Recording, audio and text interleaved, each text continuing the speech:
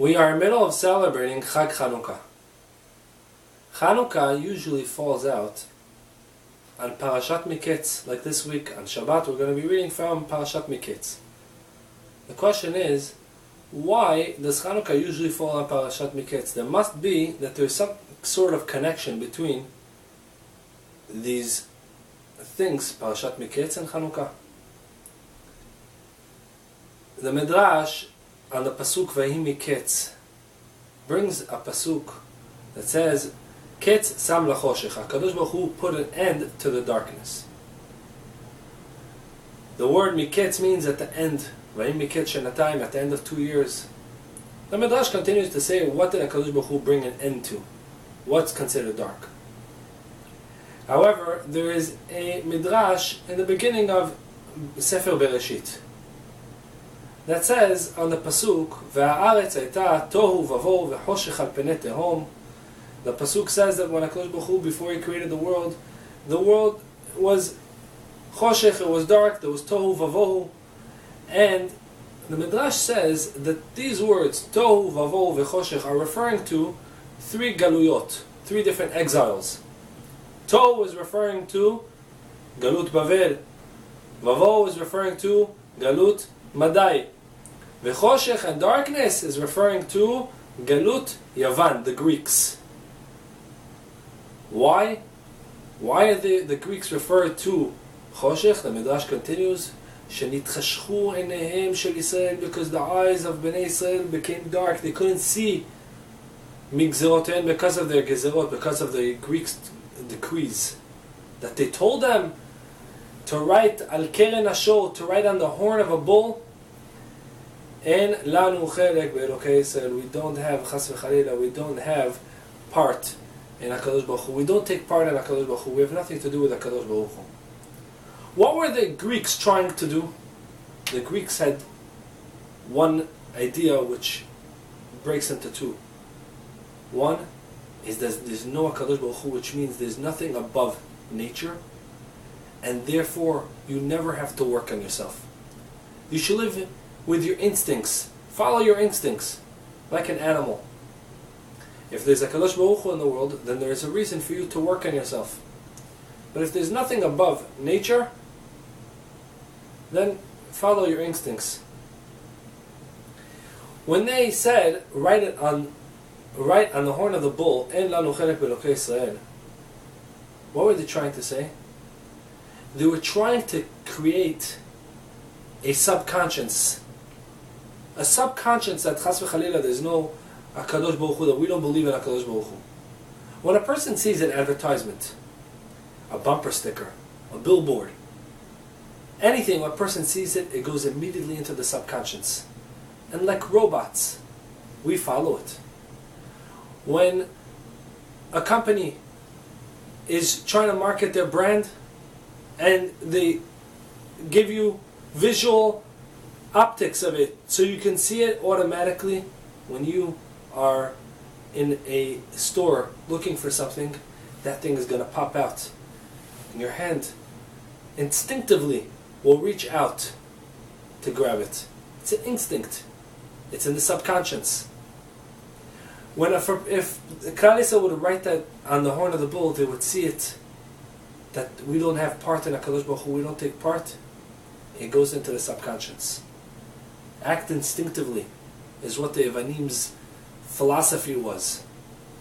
They also had other decrees. You cannot study Torah. Torah is something that's lema'ala min hateva. Why? Because when a person studies Torah, like Rabbi Pinchas ben Yair, one of the Tanaim, he was able to split the river. Why was he able to split the river? It's like Kriyat Yam Suf. Kriyat Yam Suf is one of the biggest miracles that we had in the Jewish nations. Why was he able to do it? Because when a person studies Torah to the point that everything that he follows the Torah, he's basically a walking Sefer Torah, at that point, the entire creation, which was created through HaKadosh Baruch Hu looking at the Torah, and He created the world, now that the world has to listen to what the Torah says. And when Rabbi Pinchas ben Yair was once walking at a river, and he needed to get across, he told the water to split and got through. It was a miracle, But it was easy for him to do. Why? Because the creation, the entire world, has to follow the Torah. So it's above nature. Don't study Torah. Also, Shabbat, don't keep Shabbat. Shabbat is breaking habits. The entire week, a person is used to separating. Boel, on Shabbat, you may not. Turning on a light, on Shabbat you may not. Driving a car, on Shabbat you may not. Using your cell phone, on Shabbat you may not. Muktzeh, etc. A person is breaking a habit on Shabbat. Act instinctively. You need to turn on the light. What's the problem? Don't remember Shabbat. Forget about Shabbat. Like an animal. That was the Greeks' idea. Brit Milah. They had a decree, you cannot do Brit Milah. Brit Milah is the stamp of HaKadosh Baruch Hu to remind us to control ta'ava, to control ourselves. No. Follow your body's needs.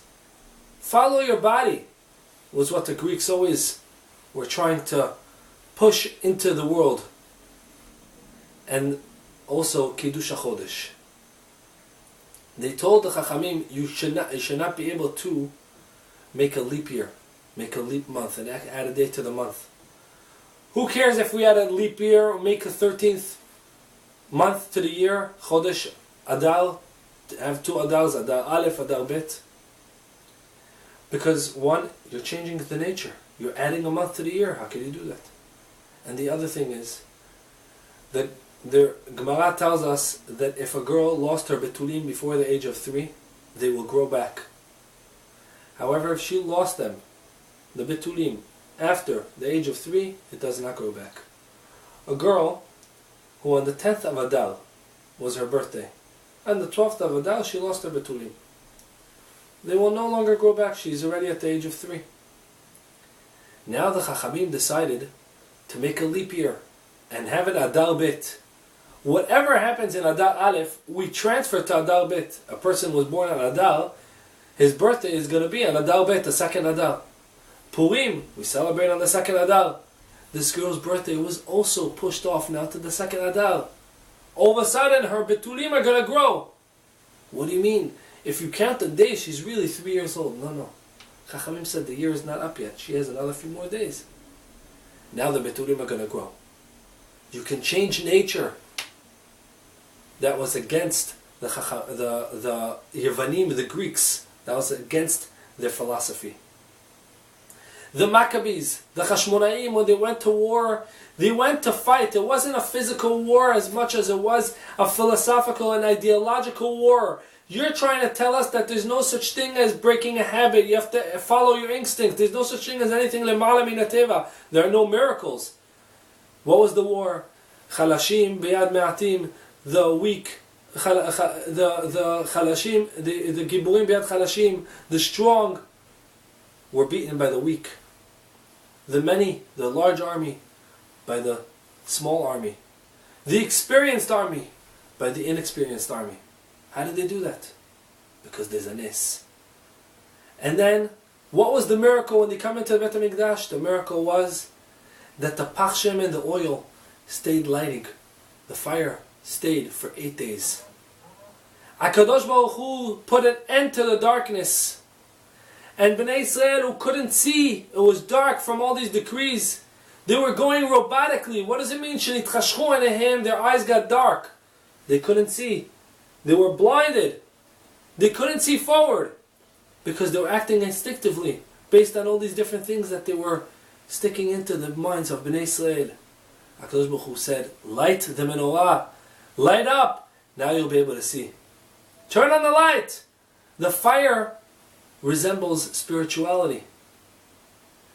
When you take from one candle and you light to another candle, the first candle never lost anything. It stays lighting just as strong. And now there's 2 candles. A person says a Dvar Torah to a friend. Did he lose anything? Absolutely not. His friend has now a Dvar Torah, and they both have a Dvar Torah equally. That's Torah. That's spirituality. However, the Greeks, no, there's no such thing. Water, you take a bottle, you pour it, it's going to empty. Things diminish. Not so is Torah. Not so is the way HaKadosh Baruch Hu. HaKadosh Baruch Hu said, here, I will give you the fire, I will give you the light to lighten up your eyes, open up your eyes. Remember there's a Kadosh Baruch Hu. Remember that you have to break your habits. The bad habits, a person has to be able to train himself. When a person learns Musar, he works on himself. A person has to know there is such a thing as a Nis, Ashkacha Pratit. When a person understands that, that's against the Greeks. And that's why Kadosh Baruch Hu put an end to the darkness and turned on the candles of Chanukah for us. He lit up the room. And now we can see the spirituality of the candles. And that's why in Parashat Miketz, at the end, Vayihi Miketz, at the end of Galut Yavan. That's why Chanukah falls out of Parashat Miketz. We asked in the question of the week, if there was a fellow who was drunk, who got drunk at his friend's house, together they were drinking, and then he damaged something at his friend's house. And the question was, does he have to pay? The Gemara in Bava Kama, Adav Chavav, brings the Mishnah over there that says, Adam Muad Le'olam, a person is a Muad, he's responsible, he's reliable to pay for any time he damaged. Ben Be'ones, Ben Be'ratzon, whether he did it by an accident, whether he did it not on purpose. Be'shogeg, if it was not on purpose, or Be'mezid, or if it was intentionally. It doesn't matter, he's always Ben Er, whether he was awake, Ben Yashin, or if he was sleeping. Doesn't matter, a person is always reliable to pay for damages. The Rambam in Perek Aleph of Ilchot Chovel Umazik, Halacha Yud Aleph, says, and Shikol, also a drunk. So does the Meiri say, also a Shikol. Question is, what type of drunk? There are two types of drunk. There's a drunk, but if you would ask him a question, he'll be able to answer. He's aware. Then there's a drunk, in Torah's terminology, called Shikol Kelot. He's unaware. The question is, what did the Rambam refer to? Was there a difference in the type of drunk or not? There's a Gemara in Masechet Eruvin, Daf Samechei, that says that a drunk person, if he commits an Avera, he's still going to be responsible and he gets punished for whatever it is. Also, if he makes a sale, a transaction, the transaction is valid. Amar Rabbi Chanina, the Gemara says over there, Rabbi Chanina says, they only were referring to a drunk that is aware of what's going on. But if he's a drunk, like Lot, if he's a drunk and he's unaware, in that case, it's a different story. Over there, he's patu miklum. He doesn't get punished for any averot that he will do. We're not talking about the actual drinking that he got to such a state. For that, there's a punishment in Shamayim. But for any averah that he will do right now in a state that he's unaware of what he's doing, he's patu, and also his sales are not good sales. The Rambam brings this down in Perek Chavtet of Hilchot Mechira, Halacha Yudchet. He says that a drunk person who makes a sale, his sale is good. However, if he's drunk like Lot, he's unaware of what's going on, such a drunk, his transaction is not a good transaction, his sale is not valid. In Shut Emek Halacha, Chelek Aleph Siman Chav Gimel, he asks, we have a concept called in Bava Kama and Mishnah and Daf Pei Zayin that says, Cheresh Shote Vekatan Pegiatan Ra'a. A deaf and dumb, or a person who's mentally ill, or a katan, a child under the age of 12, if they damage Pegiatan Ra'a, their guardian, their parents, they themselves never have to pay, and the person is permanently damaged. The person got damaged because he's not going to be reimbursed. So, says the Shut Emek Halacha, he asks a question. He says, a person who is drunk like Lot, maybe he should be like a shoteh. Since he's unaware of what's going on, he's equal to someone who's mentally ill. And we see that just like a person who's a shoteh, if they make a sale, their sale is also not valid. A drunk who's like Lot, he's unaware of what's going on, his sale is also not valid. So he says, maybe we should equate a drunk like Lot to a shoteh, someone who is mentally ill, and his damage, and if he damages, he should be patur, just like the shoteh. If a person is mentally ill, he damages, he's patur. So to the drunk, like Lot. And maybe we should differentiate. When the Rambam wrote that even a drunk is chayav, he only meant a drunk that is aware of what's going on. He says, he asks that as a question, and then he debates. What is the reason why a person who's mentally ill, a child, a deaf and dumb, why are they exempt from any payments if they damage? Is the reason because they're lav baldat, because they're not aware? Or is it because they are lav ba'onchin, since they're not chayav in mitzvot and they don't get punished from the Torah? He says, let's look at the two sides. If they're lav baldat, it's because they don't have the knowledge. So then they're considered an onis. Even though onis, we said that is chayav, a person who's by a total accident, he's chayav for damages. There's a concept called onis gadol. What's an onis gadol? For example, if a person goes to sleep and somebody put something in his area where he's sleeping next to his bed, in the middle of his sleep he swung and broke that thing. Over there, it's a total accident. Why? Because his friend should not have put it there. He had no idea it's there. However, if he knew this thing was there, and when he went to sleep he was aware of it, and then he swung and broke it during his sleep, for that he's going to be chayav. What do you mean he's sleeping? So we see there's a concept of when a person is exempt from damages, called ones gadol, a big ones. So he says somebody who has no knowledge, a child, if he's lav baldat, the reason why he's exempt maybe is because it's an ones gadol. In that case, over here, this person who drank knowingly, even though he got to the level of no knowledge, he knowingly put himself in the situation. It's like the person who went to sleep and he knew that the thing was there. You should have been careful. Don't go so crazy. Don't drink so much.